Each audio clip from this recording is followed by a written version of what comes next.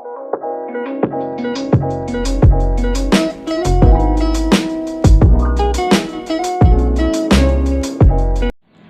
Undang-Undang Nomor 30 Tahun 1999 tentang arbitrase menjelaskan bahwa arbitrase adalah cara menyelesaikan suatu sengketa perdata di luar peradilan umum yang didasarkan pada perjanjian arbitrase yang dibuat secara tertulis oleh para pihak yang bersengketa. Perjanjian arbitrase adalah suatu perjanjian yang tertulis yang dibuat oleh para pihak dengan tujuan apabila suatu saat nanti terjadi sengketa, maka sengketa tersebut diselesaikan melalui mekanisme arbitrase. Perjanjian arbitrase ini bisa dibuat sebelum atau sesudah atau setelah terjadinya suatu sengketa. Dalam perjanjian arbitrase pasal 9 ayat 3 Undang-Undang Nomor 30 Tahun 1999 mengatur apa saja yang harus ada di dalam perjanjian arbitrase tersebut, mulai dari masalah yang dipersengketakan, nama lengkap dan tempat tinggal para pihak, nama lengkap dan alamat arbiter atau majelis arbiter, kemudian nama lengkap sekretaris, jangka waktu penyelesaian sengketa, pernyataan kesediaan dari arbiter, hingga kesepakatan para pihak untuk menanggung biaya arbitrase. Nah, apabila suatu perjanjian arbitrase tersebut tidak memenuhi ketentuan yang ada di pasal 9 ayat 3 tadi, maka perjanjian tersebut batal demi hukum.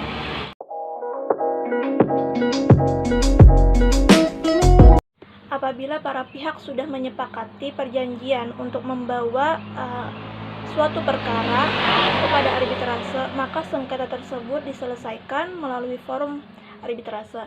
Nah, hal ini diatur dalam pasal 3 Undang-Undang Arbitrase yang berbunyi, pengadilan negeri tidak berwenang untuk mengadili perkara atau sengketa para pihak yang telah terikat dalam perjanjian arbitrase. Adanya suatu perjanjian arbitrase meniadakan hak para pihak dalam perjanjian untuk mengajukan sengketa yang terkait dengan perjanjian ke pengadilan negeri. Menyangkut perjanjian atau klausul arbitrase merupakan fondasi atau dasar arbitrase. Jadi di dalam pasal 1338 KUH Perdata berbunyi, semua persetujuan yang dibuat sesuai dengan undang-undang berlaku sebagai undang-undang bagi mereka yang membuatnya. Nah, persetujuan itu tidak dapat ditarik kembali kecuali atas kesepakatan kedua belah pihak atau karena alasan-alasan yang ditentukan oleh undang-undang, yang mana persetujuan tersebut harus dilaksanakan dengan etikat baik. Nah, oleh karena itu, klausul arbitrase merupakan persetujuan atau kesepakatan yang dituangkan para pihak dalam perjanjian, sehingga persetujuan arbitrase ini mengikat secara mutlak kepada para pihak. Apabila timbul sengketa dari apa yang telah mereka perjanjikan, maka kewenangan untuk menyelesaikan atau memutuskan sengketa ini mutlak menjadi kewenangan arbitrase. Pengadilan tidak berwenang memeriksa dan mengadili sengketa secara mutlak. Gugurnya klausul arbitrase hanya terjadi apabila secara tegas ditarik kembali atas kesepakatan para pihak. Tidak dapat dibenarkan hukum apabila penarikan secara diam-diam, apalagi penarikan secara sepihak. Tidak semua sengketa dapat diselesaikan melalui arbitrase. Pada pasal 5 ayat 1 Undang-Undang Arbitrase menyatakan bahwa sengketa yang dapat diselesaikan melalui arbitrase hanya sengketa di bidang perdagangan. Nah, kemudian pada pasal 66 Undang-Undang Arbitrase menyatakan bahwa ruang lingkup hukum perdagangan itu meliputi kegiatan-kegiatan di bidang perniagaan, perbankan, keuangan, penanaman modal, industri, dan hak kekayaan intelektual. Nah, selain itu, pasal 5 ayat 4 Undang-Undang Arbitrase juga menentukan bahwa selain harus termasuk dalam lingkup perdagangan, sengketa yang dapat diselesaikan melalui arbitrase juga harus merupakan sengketa yang menurut peraturan perundang-undangan tidak dapat dilakukan perdamaian.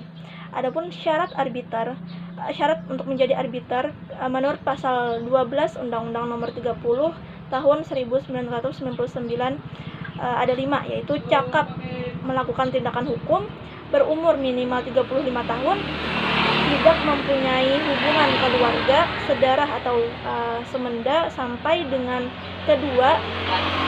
derajat kedua dengan salah satu pihak yang bersengketa tidak mempunyai kepentingan finansial atau kepentingan lain atas putusan arbitrase.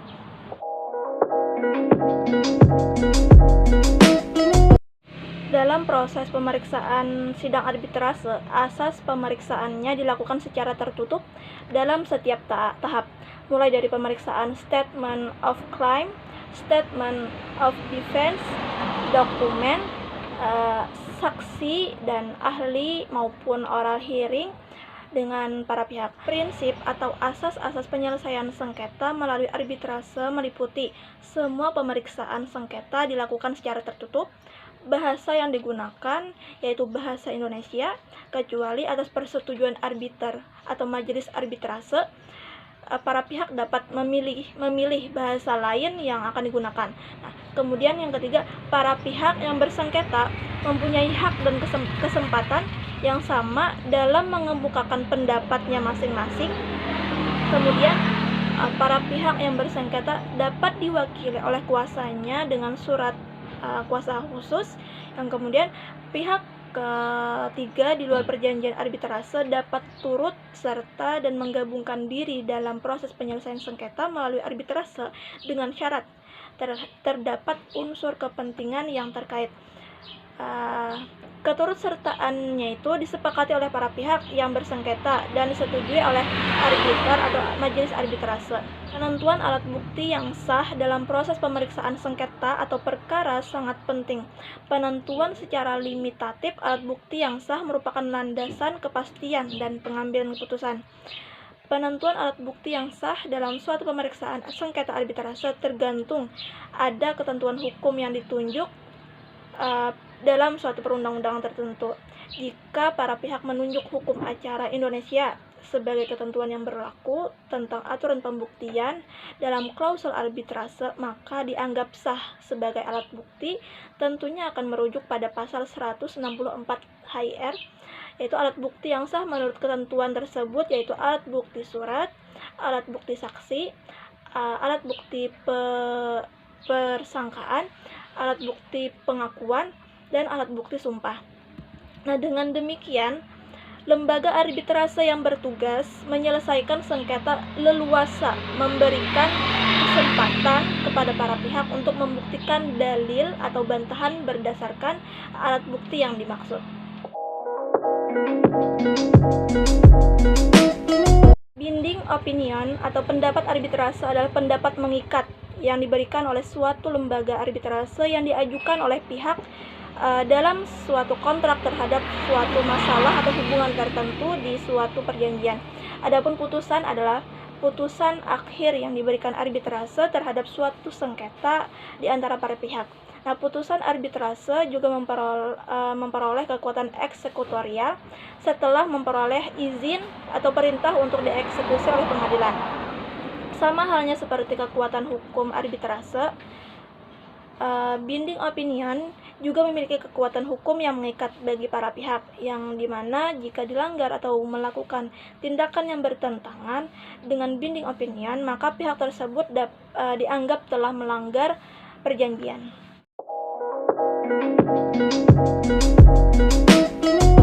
Pelaksanaan putusan adalah realisasi dari kewajiban para pihak yang bersangkutan untuk memenuhi prestasi yang tercantum dalam putusan tersebut. Putusan arbitrase sama halnya dengan putusan hakim, yaitu memiliki kekuatan hukum yang tetap yang dapat dilakukan tindakan eksekusi. Berdasarkan Undang-Undang Nomor 30 Tahun 1999 tentang arbitrase dan alternatif penyelesaian sengketa, pelaksanaan putusan terbagi menjadi dua macam, yaitu pelaksanaan putusan arbitrase secara sukarela, yaitu para pihak yang melaksanakan sendiri putusan tersebut secara sukarela tanpa memerlukan campur tangan dari pengadilan. Yang kedua, pelaksanaan putusan secara paksa atau eksekusi putusan, yaitu para pihak tidak mau melaksanakan putusan secara sukarela. Artinya diperlukan campur tangan dari ketua pengadilan untuk memaksa para pihak melaksanakan putusan tersebut. Eksekusi adalah suatu tindakan yang ditempuh secara paksa untuk melaksanakan putusan yang telah berkekuatan hukum tetap. Hal tersebut akan menjadi pilihan apabila pihak yang kalah tidak beriktikat baik untuk melaksanakan atau memenuhi isi putusan secara sukarela.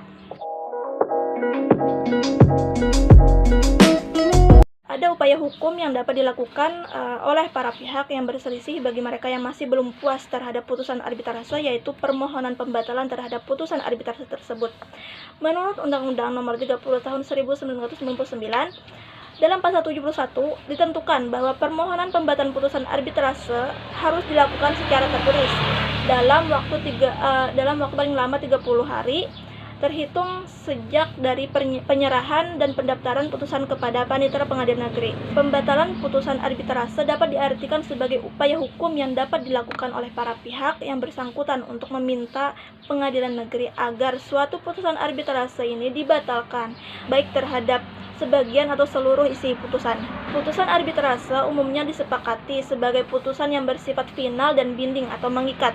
Nah, oleh karena itu, dalam proses pembatalan putusan arbitrase, pengadilan tidak berwenang untuk memeriksa pokok perkara. Kewenangan pengadilan terbatas hanya pada kewenangan memeriksa keabsahan prosedur pengambilan putusan arbitrase, antara lain proses pemilihan arbiter hingga pemberlakuan hukum yang dipilih oleh para pihak dalam penyelesaian sengketa.